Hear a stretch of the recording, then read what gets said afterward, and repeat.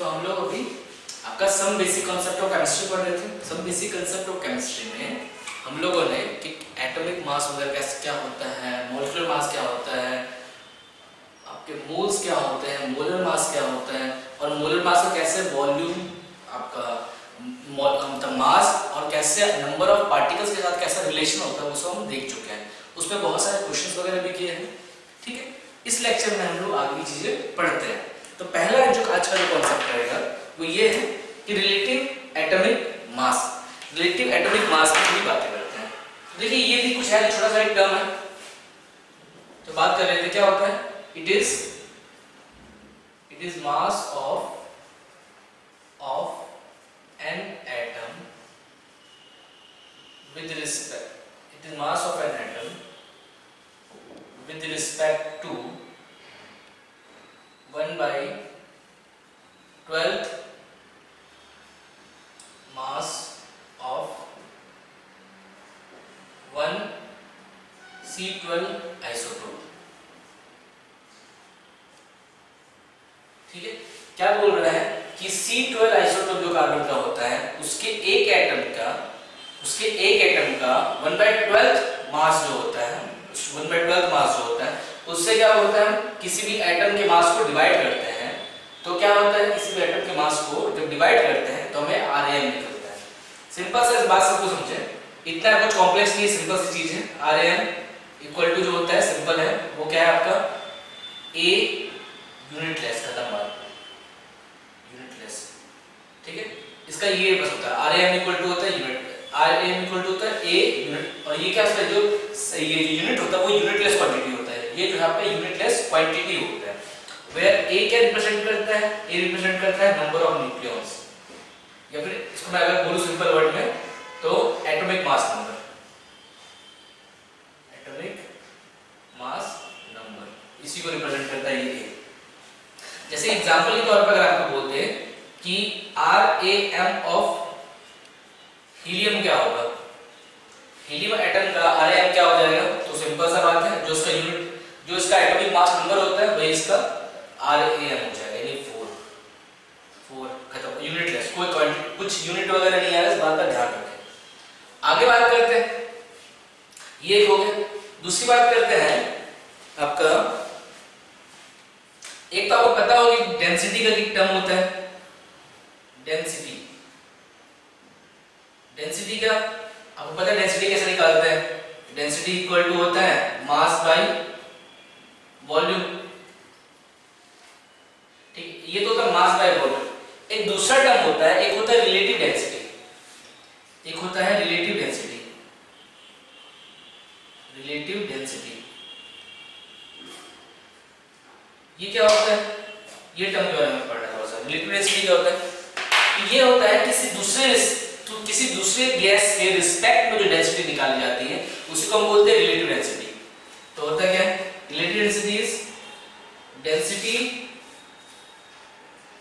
Density of a gas with respect to a reference gas. किसी reference gas मतलब किसी दूसरे गैस के रिस्पेक्ट में जो इसकी डेंसिटी निकाली जाती है उसी को क्या बोलते हैं? रिलेटिव डेंसिटी कहते हैं। तो रिलेटिव डेंसिटी निकालते कैसे? Rd relative density is equal to आपका होता है density of gas divide by density of reference gas. ठीक है, इस तरीके से निकाली जाती है, इसका ये फॉर्मूला होता है। दूसरा क्या है कि क्या होता है, हम पढ़ेंगे इस चीज को, हम थोड़ा सा पढ़ेंगे बाद में, अभी नहीं, जो दूसरे चैप्टर से उसमें उसके अंदर इस चीज को पढ़ते हैं। क्या है कि डेंसिटी जो होता है, density is directly proportional to होता है मोलर मास, मोलर मास। ठीक है ना, at constant temperature and pressure, at constant temperature and pressure. Constant temperature pressure पे क्या होता है कि density is directly proportional to molar mass होता है। तो क्या है कि हम रिलेटिव डेंसिटी में इस बात को यहाँ पे हम तो बॉक्स में डाल देते हैं। ठीक है ना, इसीलिए क्या हो जाएगा, रिलेटिव डेंसिटी का जो टर्म है वहां पे हम डेंसिटी की जगह पे मोलर मास का यूज भी कर सकते हैं। तो यहाँ क्या यूज कर सकते हैं कि मोलर मास ऑफ गैस, जिस गैस का मुझे निकालना है, divide by molar mass of reference gas.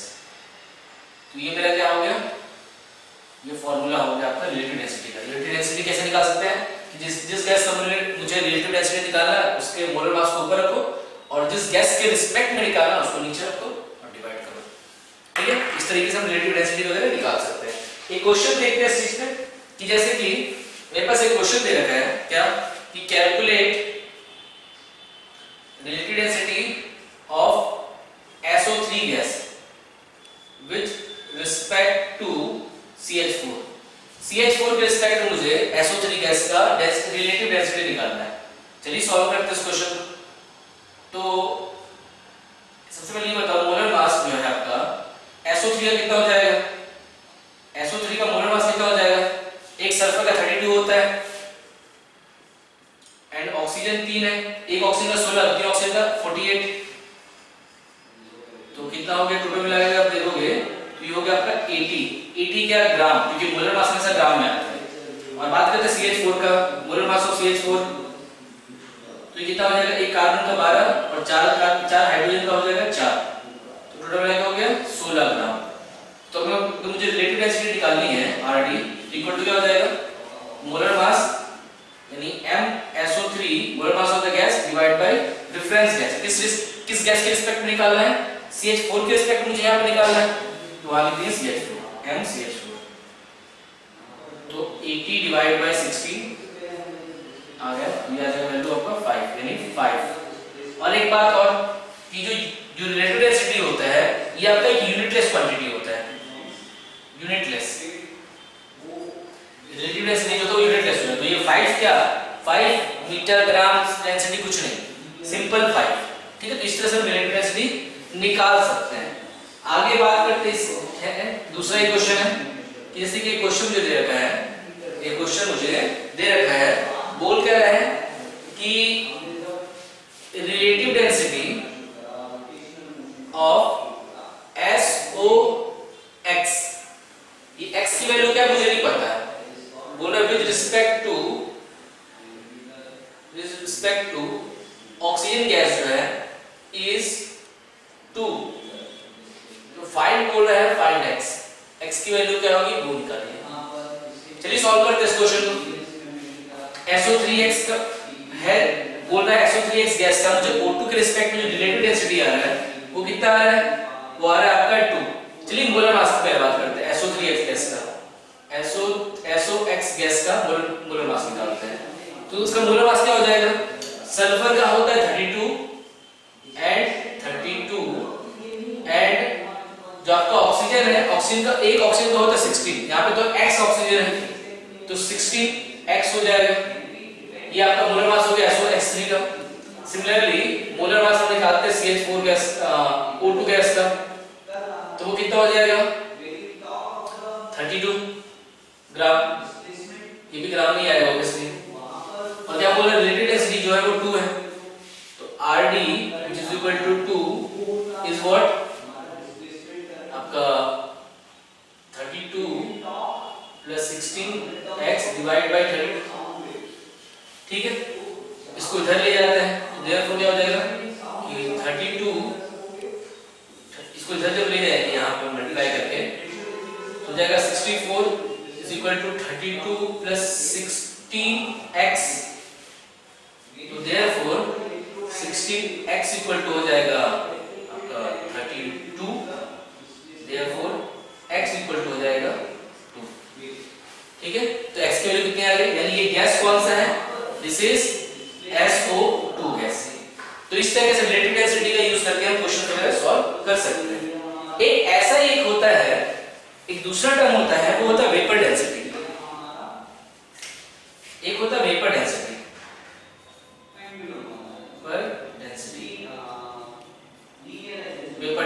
Vapour density क्या होता है, हाइड्रोजन के रिस्पेक्ट में अगर मेरे रेफरेंस गैस अगर हाइड्रोजन होते हैं तो उस केस में जो रिलेटिव डेंसिटी आता है उसी को हम क्या बोलते हैं, वेपर डेंसिटी। वेपर डेंसिटी क्या होता है, it is density of a gas with respect to H2 gas, ये हाइड्रोजन गैस। हाइड्रोजन गैस के रिस्पेक्ट में जो निकालते हैं उसी को हम बोलते हैं क्या, रिलेटिव डेंसिटी। तो तो क्या होता है वेपर डेंसिटी, तो vapour density is equal to, देख लीजिए, molar mass of gas divide by molar mass of H2 gas. H2 gas का मोलर मास कितना होता है 2, एक हाइड्रोजन का 1 होता है, दो हाइड्रोजन का 2 हो जाएगा, तो ये हो जाता है एक्चुअली जो वेपर डेंसिटी वो होता है m गैस बाय 2, ये आपका फॉर्मूला होता है वेपर डेंसिटी निकालने का। ठीक है, तो वेपर डेंसिटी में भी निकालना हो तो m गैस बाय 2 कर देते हैं। ठीक है, आगे बात करते हैं इससे रिलेटेड क्वेश्चंस को सॉल्व करते हैं। तो हम लोग वेपर डेंसिटी को पढ़ रहे थे, वेपर डेंसिटी में कुछ क्वेश्चन देखते हैं हम लोग। जैसे कि एक क्वेश्चन जो दे रखा है क्या कि बोल रहा है कि मुझे वेपर डेंसिटी निकालना है, vapour density of CH4 gas, CH4 gas का मुझे वेपर डेंसिटी निकालना है। कैसे निकलेगा भाई, वेपर डेंसिटी का फॉर्मूला क्या होता है, vapour density is equal to molar mass of जिस गैस का निकाला, तो यहाँ पे CH4 गैस है, विद रिस्पेक्ट टू जो हाइड्रोजन होता है, तो डायरेक्टली हमने फॉर्मूला देख रखा है कि ये mCH4/2 हो जाएगा। तो ये कितना हो जाएगा, CH4 का अभी थोड़ी देर पहले हमने देखा था कि उसका मोलर मास कितना होता है 60 डिवाइड बाय 2 यानी 8। ठीक है, तो 8 क्या, ये ध्यान रखना, ये यूनिटलेस होता है। वेपर डेंसिटी भी क्या होता है कि यूनिटलेस क्वांटिटी होता है। ये हो गया। नेक्स्ट हम लोग पढ़ते हैं, नेक्स्ट जो हम लोग पढ़ने वाले हैं वो पढ़ने वाले हैं हम लोग एवरेज एटॉमिक मास को। नेक्स्ट हम जो पढ़ते हैं वो पढ़ रहे हैं एवरेज एटॉमिक मास। तो एवरेज एटॉमिक मास क्या होता है पहले वो समझते हैं। Average atomic mass, average atomic mass को डिनोट कैसे करते हैं, या तो ए एवरेज लिख दो या फिर आपका ए एवरेज, इनमें से किसी भी एक तरीके से आप कर सकते हो एवरेज एटॉमिक मास को रिप्रेजेंट। ये होता क्या है, तो ये होता है आपका वेटेड एवरेज, इट इज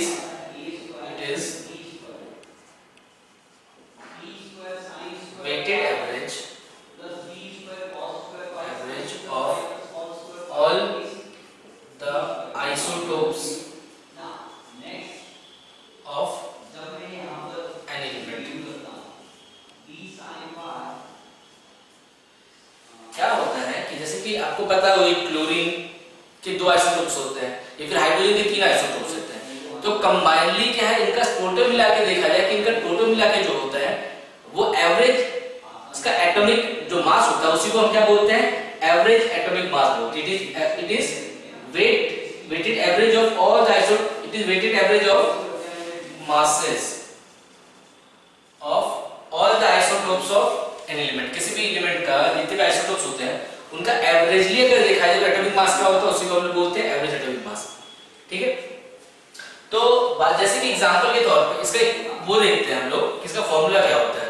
तो ए एवरेज क्या होगा, is equal to x1 a1 plus x2 a2 plus x3 A3, ऐसे जा सकते हैं, बहुत सारे आइसोटोप्स सबके लिए जा सकते हैं, divide by x1 plus x2 plus x3। चलिए ये फॉर्मूला होता है। अब ये है क्या, x1 x2 x3 या फिर a1 a2 a3 ये है क्या, तो इसके बारे में थोड़ी बात कर लेते हैं। तो यहाँ पे x1 x2 एंड x3 जो है ये परसेंटेज अबंडेंस है, परसेंटेज अबंडेंस क्या कहता है, जैसे कि मैं बात करूं कि नेचर में अगर क्लोरीन की बात करें तो क्लोरीन क्या होता है, 2 फॉर्म एग्जिस्ट करता है, एक Cl35 एंड एक Cl के 2 आइसोटोप्स होते हैं, एक Cl35 एंड Cl37। तो Cl35 जो है ये 75% होता है नेचर में, ये वाला जो है 75% होता है, जबकि ये वाला जो है ये 25% ही होता है। तो ये इसका परसेंटेज अबंडेंस हो गया कि नेचर में कितना ये एग्जिस्ट करता है, कितना परसेंट ये क्लोरीन की फॉर्म में एग्जिस्ट करता है और कितना क्लोरीन जो है वो इस फॉर्म में एग्जिस्ट करता है। इसी को कहते हैं इसका परसेंटेज अबंडेंस, ये 75% या 25% परसेंटेज होता है। तो ये परसेंटेज अबंडेंस हो गया। और A1 A2 A3 ये क्या है आपका, ये है atomic mass, atomic mass of isotopes, isotopes,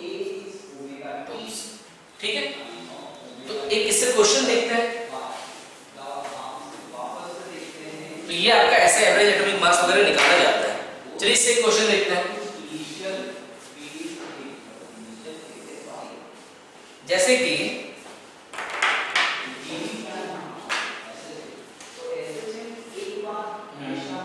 एक क्वेश्चन है, क्वेश्चन क्या कहता है कि क्लोरीन का दो आइसोटोप होता है, एक होता है Cl35 और एक होता है Cl37। इसकी बात करें तो इसका परसेंटेज ऑफ एटम्स कितना होता है, नीचे में कितना पाया जाता है, ये 75% पाया जाता है। और इसकी बात करें तो ये नीचे में कितना 25% पाया जाता है, मतलब ये इसके परसेंटेज अबंडेंस है। तो बोल रहा है कि क्लोरीन का एवरेज एटॉमिक मास क्या होगा, क्लोरीन का एवरेज एटॉमिक मास क्या होगा वो हमें निकालना है। तो सॉल्व करते हैं इसको। हमें पता है A bar is equal to क्या होता है x1 a1 x2 a2। x1 कितना है, इसका परसेंटेज अबंडेंस कितना पहले वाले का 75% इनटू उसका एटॉमिक नंबर, उसका एटॉमिक मास से डिवाइड कर मल्टीप्लाई कर दिया इसको, तो ये कितना हो जाएगा 35 प्लस दूसरा वाला आइसोटोप का देखिए इसका परसेंटेज अबंडेंस कितना है 25% और इसका जो वो है वो कितना है एटॉमिक मास 37 है, divide by x1 plus x2। तो ये हमेशा जो इसकी वैल्यू आएगी वो हमेशा 100 ही आएगी। तो यहाँ से आप कर सकते हैं। तो इसको जब आप सॉल्व करेंगे इसको करने के बाद तो ये वैल्यू जो आती है y की 35 ये डिवाइड बाय तो ये आपका हो जाएगा 35.50 और इसका यूनिट क्या होगा, तो इसका यूनिट वही होगा जो एटॉमिक मास का होता है। एवरेज एटॉमिक मास का या जो एटॉमिक मास का यूनिट क्या होगा वही होगा जो दोनों का मास, दोनों का यूनिट का वो AMU होता है, AMU। यहाँ पे मैं लिख देता हूँ, वहीं पे इसका यूनिट जो होगा यूनिट होगा आपका AMU, ठीक है। आगे देखते बढ़ते हैं।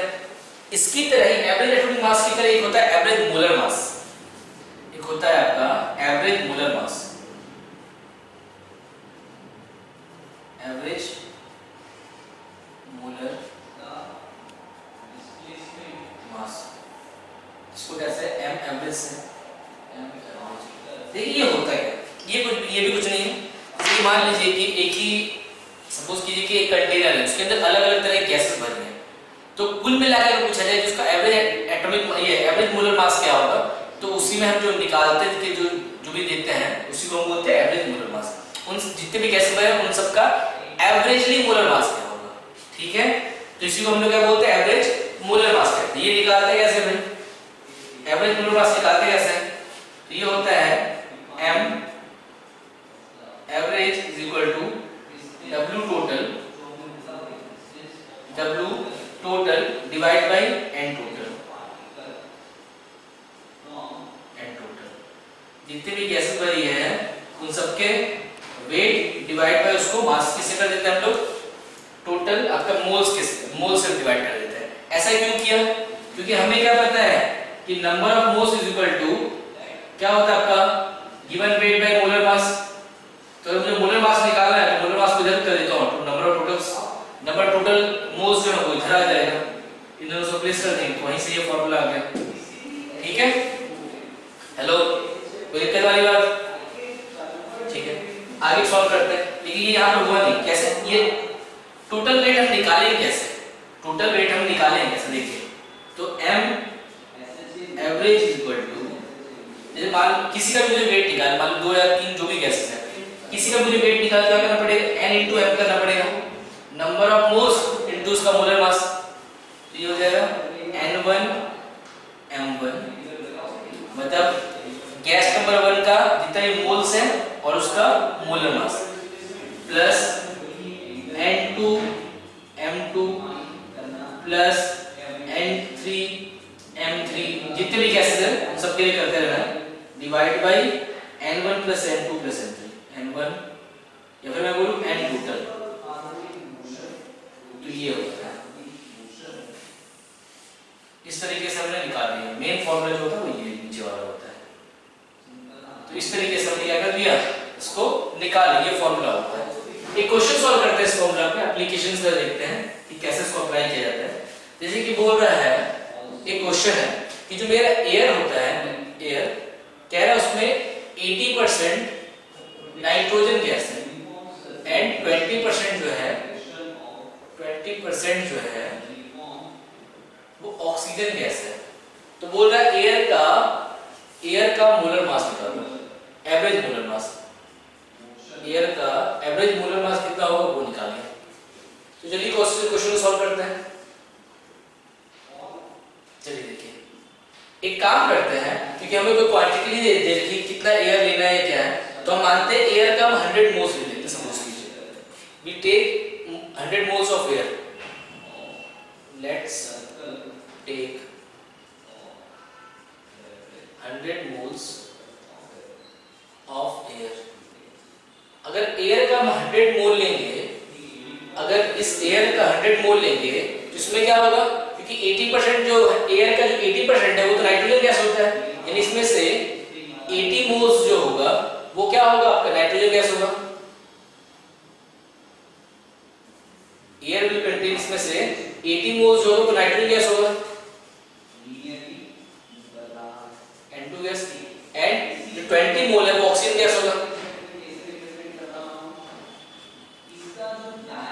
20 मोल्स ऑक्सीजन गैस होगा, ठीक है। तो उसका निकालते हैं एवरेज, एम एवरेज क्या होता है भाई, कि मोलर मास इसका, हेलो, किसी भी गैस का मोलर मास और उसको किससे मल्टीप्लाई करते हैं, उसके नंबर ऑफ मोल्स से। तो इसका मोलर मास कितना है, N2 गैस का 80, और नाइट्रोजन का मोलर मास कितना होता है, एक नाइट्रोजन का 20, एक नाइट्रोजन का 14 होता है, दो नाइट्रोजन का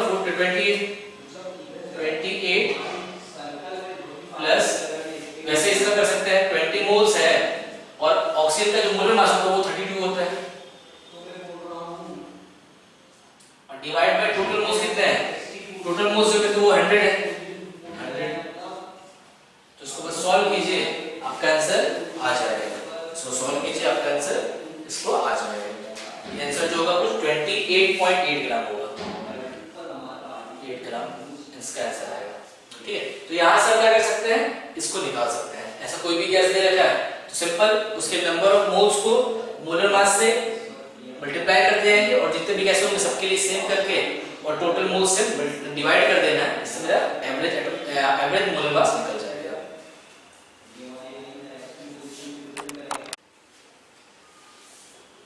एक दूसरा टर्म जो बढ़ने जा रहा है वो है आपका परसेंटेज कंपोजिशन, ठीक है। ये आपका percentage composition, percentage composition of A compound,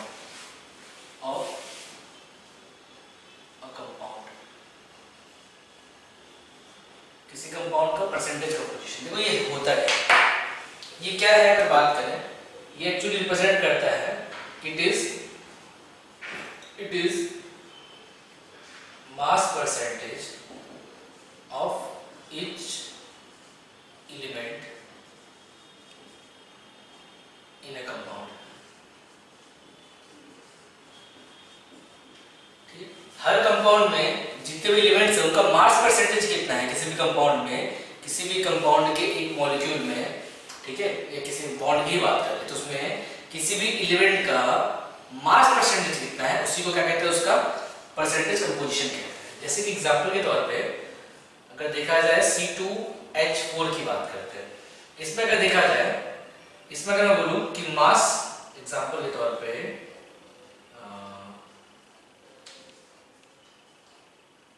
ठीक है, अगर मैं बोलूं मास ऑफ कार्बन कितना है इसमें, तो 2 कार्बन है, एक कार्बन का मास कितना होता है 12 AMU, तो 2 का कितना हो जाएगा 24, तो 12 into 2 यानी 24 AMU। और वैसे मैं बोलूं कि मास ऑफ हाइड्रोजन कितना है, तो एक हाइड्रोजन का होता है 1, तो 4 का हो जाएगा 4, तो 1 into 4 यानी आ जाएगा 4 AMU, ठीक। टोटल मास कितना हो गया, अगर मैं बोलूं टोटल मास कितना हो गया, तो 24 प्लस 4 आपका 28 AMU। अब बोलते हैं मास परसेंटेज निकालते हैं, mass percentage of carbon. Carbon का मास परसेंटेज कितना हो जाएगा, तो कितना है कार्बन का मास 24 डिवाइड बाय टोटल मास कितना है 28 into 100, तो ये आपका हो जाएगा 4 6 जा एंड 4 7 जा। इसको सॉल्व करोगे कुछ तो आपका 600/7 आएगा। जो भी इसकी वैल्यू आती है आप निकाल लें, आपका आंसर वो आ जाएगा। ठीक है, यही आपका मास परसेंटेज हो जाएगा कार्बन का। सिमिलरली मास परसेंटेज ऑफ, अगर मैं बोलूं ऑफ हाइड्रोजन एटम, तो वो कितना हो जाएगा, कितना एटम, कितना हाइड्रोजन का मास कितना है 4, उसको ऊपर रख रहा है, और टोटल मास कितना है 28 डिवाइड बाय 100, तो 4 इसको कट कीजिए आ जाएगा 7 टाइम्स में, तो आपका हो जाएगा 100 डिवाइड बाय 7, तो ये आपका क्या हो जाएगा मास परसेंटेज हो जाएगा।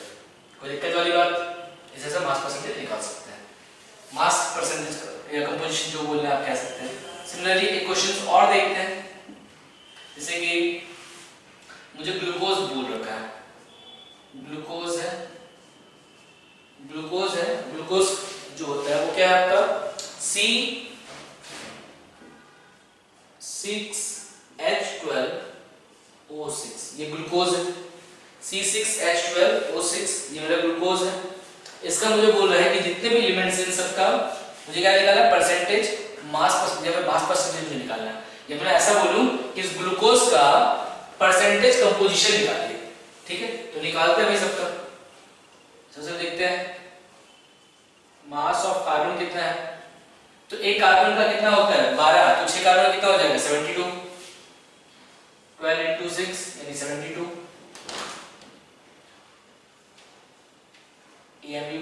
वैसे सिमिलरली मास ऑफ हाइड्रोजन कितना हो जाएगा, एक हाइड्रोजन का एक होता है, तो 12 हाइड्रोजन कितना हो जाएगा 12, तो 12 AMU।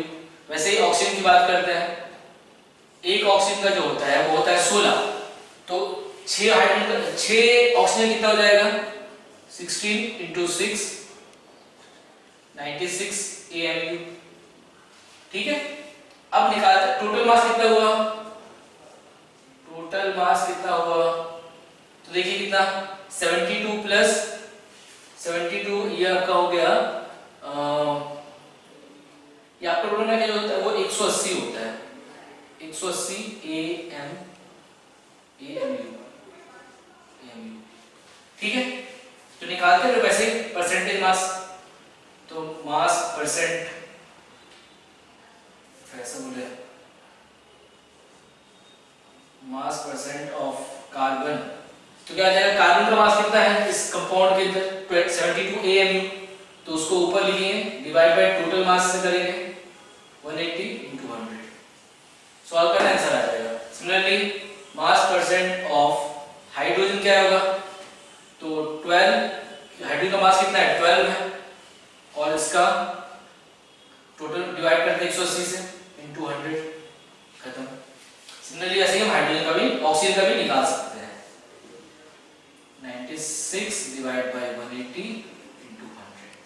तो इस तरीके से क्या है अलग अलग कंपाउंड्स का जो मास परसेंटेज कैलकुलेट कर सकते हैं।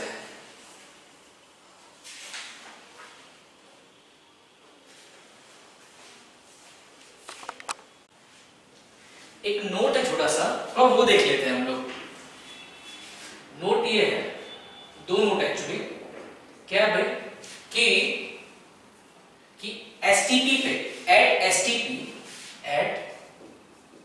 STP क्या होता है आपका कि अगर हम बोले कि हाइड्रोजन गैस, अगर कहा जाए कि हाइड्रोजन गैस, तो इसका मतलब क्या होता है H2, इसका मतलब होता है H2। जब हाइड्रोजन गैस मेंशन होगा, हाइड्रोजन गैस इसका मतलब होता है H2। वैसे अगर कोई भी मतलब इस तरह गैस बोला जाए, जैसे कि बोला जाए ऑक्सीजन गैस, तो हमें समझ जाना है कि ऑक्सीजन जिस फॉर्म में एक्चुअली नेचर में एग्जिस्ट करता है वो उसकी बात कर रहा है, यानी O2। ठीक है, वैसे नाइट्रोजन का N2, अगर ओजोन बोल जाए तो O3, इस तरीके से दिमाग के अंदर में रख लेना है। ठीक है, एक बात ये। दूसरा बात क्या है कि चाहे ग्राम आयंस बोला जाए, ग्राम एटम बोला जाए, या फिर ग्राम मॉलिक्यूल बोला जाए, या फिर ग्राम आयंस बोला जाए, इन सब का मतलब एक ही होता है, this all is equal is means 1 mole. They are talking about mole, ठीक है ना। ग्राम एटम, ग्राम मॉलिक्यूल या ग्राम आयंस, इन सब का मतलब मोल होता है, ठीक है। जैसे एग्जांपल के तौर पे अगर मैं बोल दूं कि 2 ग्राम आयंस ऑफ H प्लस, इसका मतलब क्या है, मैं ये कहना चाहता हूं कि 2 मोल H प्लस। इस ग्राम आयन की जगह पे आप लगा दो बस मोल, 2 mole of H plus. Similarly अगर कह दे कि 3 ग्राम एटम ऑफ हाइड्रोजन, इसका मतलब क्या होगा कि आपके पास 3 मोल, या फिर मैं बोलूं 3 मोल हाइड्रोजन एटम की बात करें, 3 मोल हाइड्रोजन एटम की बात की जा रही है यहाँ पे। वैसे अगर कह दिया जाए कि एग्जांपल के तौर पे कि 5 ग्राम मोल, 5 gram molecule of CH4, CH4 बोले, या फिर मैं बात करता हूँ हाइड्रोजन गैस, अभी हाइड्रोजन के बारे में देख रहे हैं तो हाइड्रोजन को लेके देख लेते हैं। तो क्या करेगा, 5 ग्राम मॉलिक्यूल ऑफ H2 का मतलब क्या होगा कि 5 मोल H2 मॉलिक्यूल, 5 मोल H2 मॉलिक्यूल, बस ये इतना होता है। तो चाहे वो ग्राम आयंस हो, ग्राम एटम हो, या फिर आपका ग्राम मॉलिक्यूल हो, उन सबका मतलब एक ही होता है, मोल, ठीक है। ये बात समझ में आ गई मुझे। आगे देखते हैं, आपका अलग अलग तरह का फॉर्मूला होता है, ठीक है, अलग तरह का मेरा मॉलिक्यूलर फॉर्मूला होता है, ठीक है। देखते हैं थोड़ा सा एटम्स को, किसी मॉलिक्यूल को, किसी कंपाउंड को रिप्रेजेंट करने के लिए हम लोग अलग अलग तरह का फॉर्मूला यूज करते हैं, डिफरेंट फॉर्मूलास, डिफरेंट फॉर्मूलास।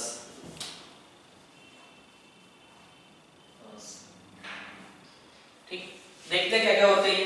पहला जो होता है आपका इसके अंदर,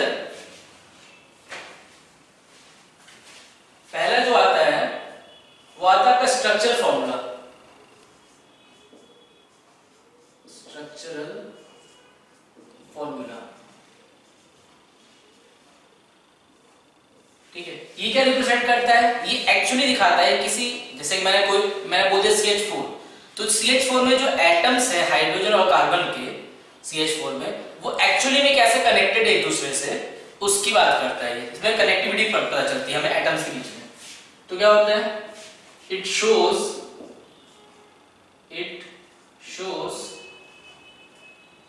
द कनेक्टिविटी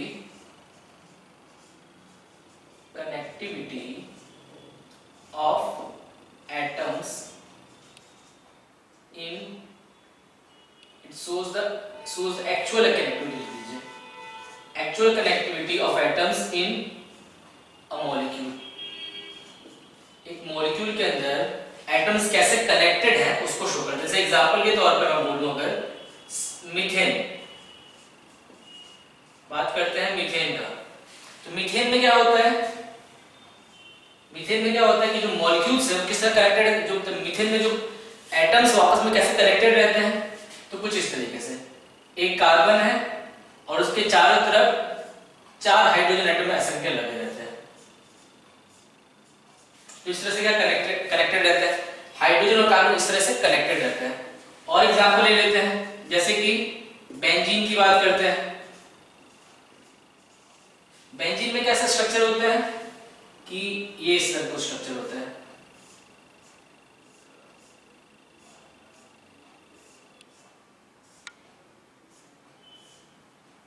हर इस तरह से हर अल्टरनेट पोजीशन पे डबल बॉन्ड होता है एक, ठीक है। और क्या होता है, हर कार्बन पे एक एक हाइड्रोजन होता है।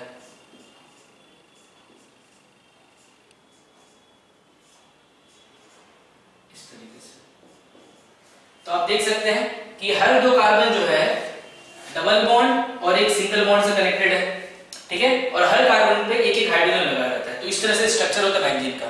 तो क्या है कि इस तरह से हम कनेक्टिविटी शो करते हैं आपका स्ट्रक्चरल फॉर्मूला में, ठीक है।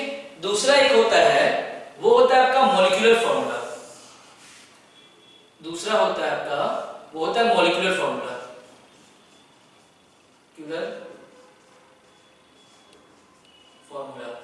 इसके अंदर क्या होता है, इसमें एक्चुअली हम शो करते हैं कि एक्चुअल नंबर ऑफ जो किसी भी एलिमेंट का एटम्स कितना है एक मॉलिक्यूल के अंदर, वो शो किया जाता है। तो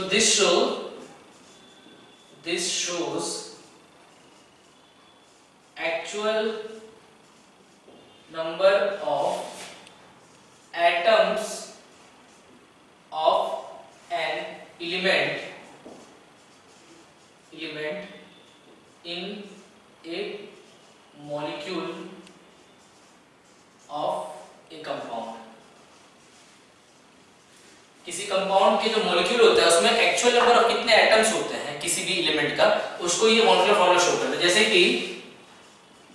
कि अगर मैं मीथेन का मॉलिक्यूलर फॉर्मूला लिखना चाहता हूं तो वो क्या लिखाएगा, CH4। अगर मुझे इसका मॉलिक्यूलर फॉर्मूला लिखना है तो क्या हो जाएगा, CH4, जिसमें कहा क्या है क्या कि कार्बन का एक एटम है और हाइड्रोजन का 4 एटम है। वैसे अगर मुझे बेंजीन का लिखना हो, बेंजीन का, तो ये क्या लिखा है, C6H6। तो एक्चुअल नंबर ऑफ एटम्स एक कंपाउंड में कितना होता है, एक कंपाउंड के मॉलिक्यूल में कितना होता है एक्चुअल नंबर ऑफ एटम्स किसी भी एलिमेंट का, उसको ये मॉलिक्यूलर फॉर्मूला शो करता है, ठीक है। तो इस तरीके से इसे मॉलिक्यूलर फॉर्मूला लिखाता है। ये हो गया, जितनी बातें हम जनरली करते हैं वो मॉलिक्यूलर फॉर्मूला के बेसिस पे करते हैं। जैसे कि आपका वाटर के लिए क्या होता है, H2O, वैसे कार्बन डाइऑक्साइड के लिए CO2। इस तरीके से उन सबका मॉलिक्यूलर फॉर्मूला वो सब होता है। मॉलिक्यूलर फॉर्मूला एक्चुअली क्या होता है कि कितने एक्चुअल एटम्स होते हैं किसी कंपाउंड के मॉलिक्यूल में, वो हमें पता चलता है। एक थर्ड होता है जिसके बारे में बात करना है थोड़ा सा, वो होता है आपका एम्पिरिकल फॉर्मूला। एम्पिरिकल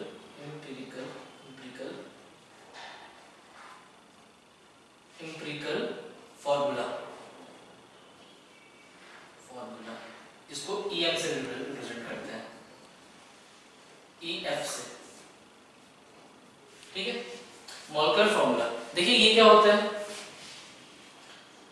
ये क्या बताता है, ये बताता है कि जितने भी मेरे एटम्स पड़े हुए हैं ना, उनका सिंपलेस्ट रेशियो क्या है। किसी भी मॉलिक्यूल में जितने भी अलग अलग एलिमेंट के एटम्स पड़े हैं, उनका सिंपलेस्ट रेशियो क्या है, उसको रिप्रेजेंट करता है।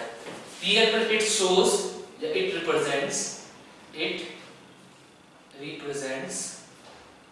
simplest ratio, simplest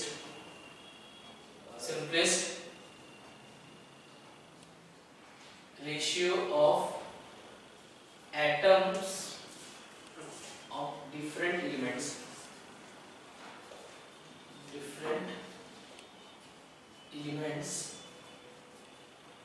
in an atom, in a molecule। एक मॉलिक्यूल में जो अलग अलग एटम्स हैं, अलग अलग एलिमेंट्स के, उनका रेशियो क्या है, उसको लेके ये मॉलिक्यूलर फॉर्मूला रिप्रेजेंट करता है। जैसे कि एग्जांपल के तौर पे, जैसे अगर मैं बात करूं एग्जांपल के तौर पे, मान लीजिए कि मैं बोलूं आपसे कि C6H6 है, ये आपका बेंजीन है। अगर बेंजीन का मुझे सबसे पहले बेंजीन में अगर देखा जाए तो जो कौन-कौन से एटम्स हैं, कार्बन और हाइड्रोजन है, तो इसका रेशियो कितना है, तो कार्बन का भी 6 एटम है और हाइड्रोजन का भी 6 एटम है।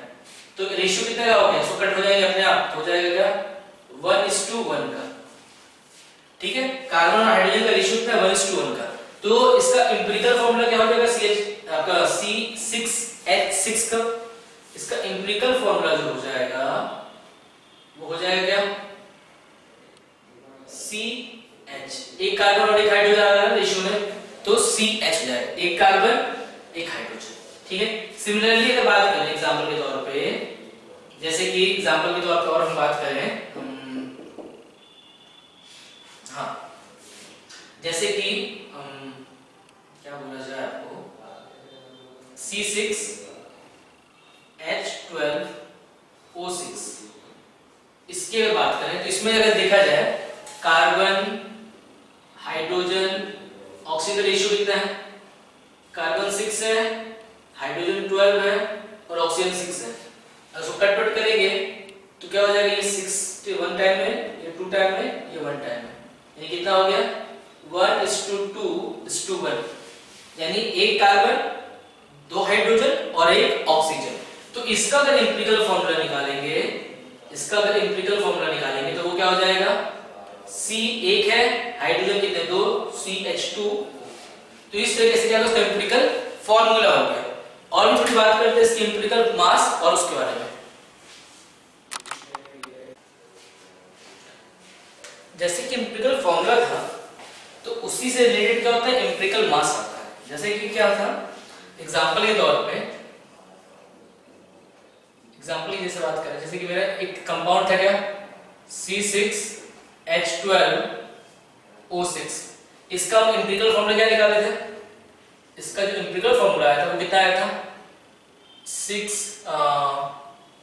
इसका एम्पिरिकल फॉर्मूला जो आया था वो कितना आया था? CH2O। इसका CH2O इसका एम्पिरिकल फॉर्मूला आया था। तो इसी से रिलेटेड क्या होता है? एम्पिरिकल मास होता है। एम्पिरिकल मास ये होता है कि एम्पिरिकल फॉर्मूला में जितने भी ये एटम्स हैं उनका अगर एटॉमिक मास को ऐड कर दिया जाए तो जो वैल्यू आती है वही आपका एम्पिरिकल मास होता है। जैसे कि कार्बन का 12, 2 हाइड्रोजन का 2 और 1 ऑक्सीजन का 16, तो टोटल मिला कितना हो गया? ये आपका कुछ हो गया 30। तो 30 AMU इसका एम्पिरिकल मास हो जाएगा। ठीक है। फिर एक रिलेशन आता है, एक रिलेशन होता है। वो रिलेशन क्या होता है कि molecular formula, molecular mass divide by empirical mass, molecular mass divide by empirical mass is equal to n। एक इंटीजर आता है, ठीक है ना, ये एक इंटीजर होता है। और क्या होता है कि अगर मुझे कभी मॉलिक्यूलर फॉर्मूला निकालना हो किसी का, मॉलिक्यूलर फॉर्मूला मुझे अगर किसी का निकालना हो, फॉर्मूला अगर मुझे निकालना और मुझे एम्पिरिकल क्या पता हो, उसका एम्पिरिकल फॉर्मूला पता हो तो मैं निकाल सकता हूं। कैसे? Molecular formula is equal to empirical formula की पावर, या फिर यहां पे बोलूं नीचे में n आता है, ये वो n होता है। ठीक है। इस तरीके से हम एम्पिरिकल फॉर्मूला निकाल सकते हैं। इस चीज का हम क्वेश्चंस वगैरह देखते हैं, कुछ एप्लीकेशन कैसे किया जाए इन सब चीजों का, थोड़ा सा वो देखते हैं। ठीक है। तो सबसे पहले क्या है, हम एक टॉपिक लेने वाले हैं यहाँ पे कि मॉलिक्यूलर फॉर्मूला आपका निकालने वाले हम लोग। एम्पिरिकल फॉर्मूला या फिर जो भी है, एम्पिरिकल फॉर्मूला का कैलकुलेशन फ्रॉम आपका क्या बोलते हैं, मास कंपोजिशन जो था ना उससे। तो empirical formula calculation from mass composition.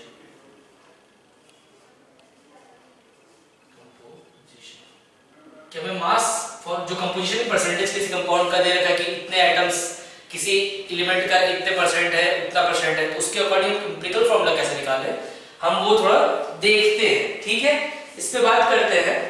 जैसे कि एक क्वेश्चन, इस बात को एक क्वेश्चन समझते हैं हम लोग। हमारे पास एक क्वेश्चन दे रखा है कि किसी कंपाउंड में, इन ए कंपाउंड,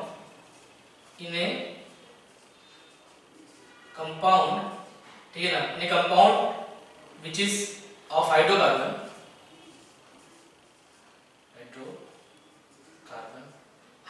का एक कंपाउंड है जिसमें आपका जो कार्बन है वो 80% है एंड जो हाइड्रोजन है वो कितना है, 20% है। ठीक है। हाइड्रोजन, कार्बन 80% है और हाइड्रोजन 20% है। और कोई और ये हाइड्रोकार्बन, तो हाइड्रोकार्बन क्या होगा, सिर्फ हाइड्रोजन और कार्बन ही होते हैं। क्वेश्चन ये बोल रहा है क्या, सबसे पहले find empirical formula empirical formula निकालिए। ठीक है, दूसरा क्वेश्चन जो पूछ रखा है, बोल क्या रहा है, ठीक है, इसका vapour density, if vapour density of the compound is 15, then find its molecular formula।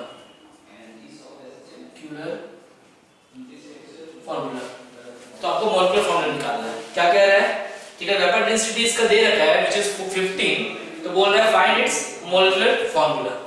चलिए सॉल्व करते हैं इस क्वेश्चन को।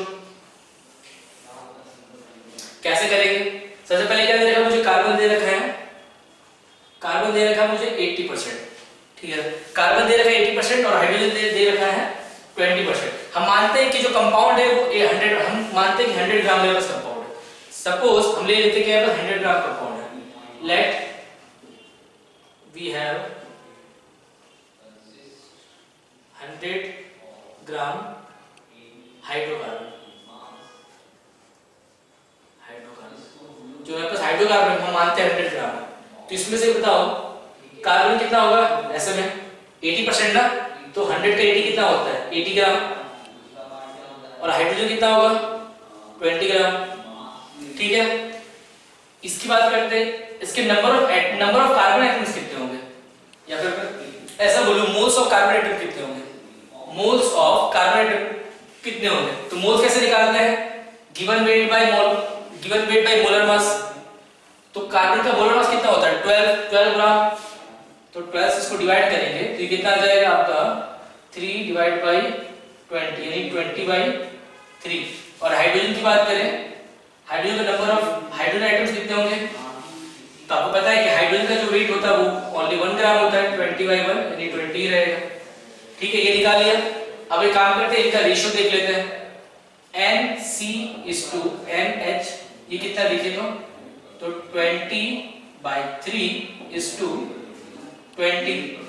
ठीक है, 20 से 20 कैंसिल होगा, 1 आया, यानी कितना हो गया ये 1/3 ठीक है, तो जब रेशियो निकालना होता है तो रेशियो में क्या होगा, सेम नंबर से या तो दोनों नंबर को मल्टीप्लाई करो या दोनों नंबर को डिवाइड करो, रेशियो में फर्क नहीं आता। ठीक है, रेशियो चेंज नहीं होता। तो हम ये काम करते हैं, दोनों नंबर को 3 से मल्टीप्लाई कर लेते हैं, तो 3 से मल्टीप्लाई करेंगे तो ये हो जाएगा ऊपर 1 और ये हो जाएगा 3। ठीक है, इसका मतलब क्या है कि number of carbon and number of hydrogen, इस कंपाउंड में कार्बन और हाइड्रोजन का जो रेशियो है वो कितना है 1:3 का, यानी इसका एम्पिरिकल जो फॉर्मूला होगा वो क्या होगा, इसमें कार्बन कितना होगा 1 और हाइड्रोजन कितना होगा 3 CH3, यानी इसका एम्पिरिकल फॉर्मूला ये आता है। तो क्या हम इसका एम्पिरिकल मास यहां से निकाल सकते हैं, एम्पिरिकल मास कितना हो जाएगा 12 और एक 3 हाइड्रोजन का 3 यानी कितना होगा 15 AMU। कोई दिक्कत वाली बात, ये निकाल लिया। आगे बात करते हैं, तो मैंने एम्पिरिकल फॉर्मूला जो पूछा था क्वेश्चन ए में वो मैंने निकाल लिया ए, और एम्पिरिकल मास भी निकाल लिया। ठीक है, अब आते हैं दूसरे पार्ट पे। इसमें क्या बोल रहे हैं कि इस कंपाउंड का वेपर डेंसिटी जो है वो बोल रहा है कि आपका कि 15 है। वेपर डेंसिटी मेरा दे रखा है मुझे, वेपर डेंसिटी जो दे रखा है वो दे रखा है मुझे 15, और आपको पता होगा वेपर डेंसिटी इक्वल टू क्या होता है मोलेकुलर मास डिवाइड बाय 2। तो मोलेकुलर मास डिवाइड बाय 2 होता है। ठीक है, तो यहां से मुझे मोलेकुलर मास निकल जाएगा क्या, therefore molecular mass is equal to 15 और 2 को मल्टीप्लाई कर देते ये इधर आ जाएगा, तो जाएगा 30 AMU। ठीक है, तो हम यहां से क्या करते हैं कि इंटीजर n निकाल लेते हैं, therefore molecular mass divide by empirical mass. आपको पता होगा empirical mass is equal to कितना है, लिखिए तो 30 डिवाइड बाय एम्पिरिकल मास का वैल्यू कितना है, कहां पे निकाला हमने एम्पिरिकल मास 15 से डिवाइड मल्टीप्लाई कर दिया, इसकी वैल्यू आ गई कितनी 2, और which is equal to n। Molecular mass by empirical mass क्या होता है n के इक्वल होता है। ठीक है, which is equal to n। अब यहां पे सॉल्व करते हैं, देयरफॉर एम्पिरिकल देखो ये समझ में आ गया n की वैल्यू जो इंटीजर होता है, तो हम यहां से निकाल लेते हैं क्या मोलेकुलर मास, मोलेकुलर फॉर्मूला निकाल लेते हैं, therefore molecular formula is equal to क्या था, एम्पिरिकल फॉर्मूला की पावर n। तो एम्पिरिकल फॉर्मूला कितना था, CH3 इसका 2, ठीक है। तो करते हैं, देखते हैं ये C यहाँ पे रहेगा C2 और 3 2 या 6 H6, यानी ये जो कंपाउंड है वो कंपाउंड कौन सा है, कंपाउंड आपका C2H6 है। तो इस तरीके से क्या होता है कि अगर हमें परसेंटेज कंपोजिशन दे रखा है, ठीक है, तो उससे हम क्या करते हैं, एम्पिरिकल फॉर्मूला हो गया, एम्पिरिकल मास हो गया, मॉलिक्यूलर और वेपर डेंसिटी या कुछ और ऐसा कंपाउंड, ऐसा कोई और हमें कोई क्लू दे रखा है, तो उससे हम उसका मॉलिक्यूलर मास और मॉलिक्यूलर फॉर्मूला भी निकाल सकते हैं। एक और क्वेश्चन देखते हैं इससे रिलेटेड, फिर आगे बढ़ते हैं। एक और क्वेश्चन करते हैं, ठीक है, इस चीज पे आगे देखते चलिए। क्या बोल रहा है कि मेरे पास एक कंपाउंड दे रखा है, इस कंपाउंड के अंदर जो कार्बन है मतलब निकाला गया, तो कार्बन का जो कंपोजिशन है वो 40% है, हाइड्रोजन जो 6.66% है, और जो ऑक्सीजन का मास परसेंट है इसमें वो 53.34%। तो बोल रहे हैं क्या कि इसका एम्पिरिकल फॉर्मूला निकालिए पहले तो इस कंपाउंड का, और बोल रहे हैं कि अगर मोलकुलर मास मेरा 180 AMU है तो मोलकुलर फॉर्मूला क्या होगा इस कंपाउंड का, वो बताइए। तो चलिए सॉल्व करते हैं। सबसे पहले मुझे मान लेते हैं कि मैं कंपाउंड लेता हूं कि मेरे पास मान लीजिए 100 ग्राम कंपाउंड है, तो 100 ग्राम कंपाउंड है, तो बताइए इसमें कार्बन कितना होगा, 40 ग्राम, और हाइड्रोजन कितना होगा, 6.66 ग्राम, एंड जो आपका ऑक्सीजन होगा वो कितना होगा, 53.34 ग्राम, ठीक है। मैंने ये निकाल लिया, अब मैं मोल्स निकाल लेता हूं सबके मोल्स। तो इसका मोल्स कितना होगा, कार्बन का मोल्स कितना हो जाएगा, तो आपको पता है कार्बन का मोल्स कैसे निकाला जाता है, किसी का मोल कैसे निकालते हैं, अगर मास दे रखा है तो उसको उसके मोलर मास से डिवाइड कर देते हैं। तो हो जाएगा ये 40 डिवाइड बाय 12, यानी ये कुछ आएगा आपका 3.33। इसकी बात करें तो इसका कितना आएगा, इसका जो मोल्स आएगा, नंबर ऑफ मोल्स, वो कितना आएंगे 6.66 डिवाइड बाय 1, यानी 6.66। और वैसे ऑक्सीजन का निकालेंगे तो ऑक्सीजन का नंबर ऑफ मोल्स कितना आएगा 53.34, और ऑक्सीजन का मोलर मास कितना होता है 16 ग्राम, तो ये भी आएगा आपका 3.33। ये आपका आ गया मोलर मास वगैरह। अब सॉल्व करते हैं आगे। हमें क्या करना पड़ता है, जो मोल्स होते हैं, नंबर ऑफ मोल्स का या फिर नंबर ऑफ एटम्स का क्या करना पड़ता है, हमें रेशियो निकालना होता है। तो रेशियो निकालते हैं, मोल रेशियो बोलो या फिर एटॉमिक रेशियो बोलो, दोनों एक ही बात है। एटॉमिक रेशियो बोलो, दोनों के वैल्यू सेम आता है। कितना आएगा वो, तो देखिए कार्बन का 3.33, ऑक्सीजन का कितना, हाइड्रोजन कितना था 6.66 था, एंड जो ऑक्सीजन हाइड्रोजन का 6.66 था, और जो ऑक्सीजन है उसका कितना 3.33 था। तो यहां से हम कट करेंगे इनको, तो ये कट हो जाएगा 1 बार में, ये 2 टाइम्स में, ये 1 टाइम्स में, यानी जो मोलर रेशियो कितने का आ गया 1:2:1 का। इसका मतलब है एम्पिरिकल फॉर्मूला हो जाएगा, इसमें क्या है कि कार्बन का एक एटम होगा, हाइड्रोजन का 2 एटम और ऑक्सीजन का 1 एटम, यानी ये हो जाएगा CH2O। ये इसका एम्पिरिकल फॉर्मूला हो जाएगा। वैसे क्या एम्पिरिकल फॉर्मूला पता है, तो एम्पिरिकल मास भी निकाल सकते हैं हम लोग। एम्पिरिकल मास क्या हो जाएगा, देखिए तो कार्बन का आपको पता है 12 होता है, हाइड्रोजन का एटम कितना, हाइड्रोजन कितना होता है, एक हाइड्रोजन का 1 होता है, 2 हाइड्रोजन का 2 हो जाएगा, और 16, यानी ये हो जाएगा 30 AMU, ठीक है। तो मेरा एम्पिरिकल फॉर्मूला वगैरह जो था वो मैंने निकाल लिया। दूसरा क्वेश्चन सॉल्व करते हैं, उसमें क्या बोल रहे हैं कि जो मॉलिक्यूलर जो मास मुझे दे रखा है, बोल रहा है इसका मॉलिक्यूलर फॉर्मूला निकालो। तो अगर मॉलिक्यूलर मास मुझे पता है तो मैं उसको एम्पिरिकल मास से डिवाइड कर दूंगा, तो क्या मुझे वो n इंटीजर मिल जाएगा क्या, वो निकालते हैं। तो n जो है n इक्वल टू क्या होता है आपका molecular formula, molecular mass divide by empirical mass होता है,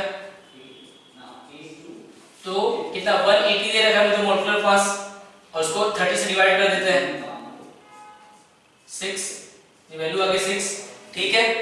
तो अब यहाँ से क्या होगा इसका, देयरफॉर जो इसका मोलिकुलर फॉर्मूला हो जाएगा,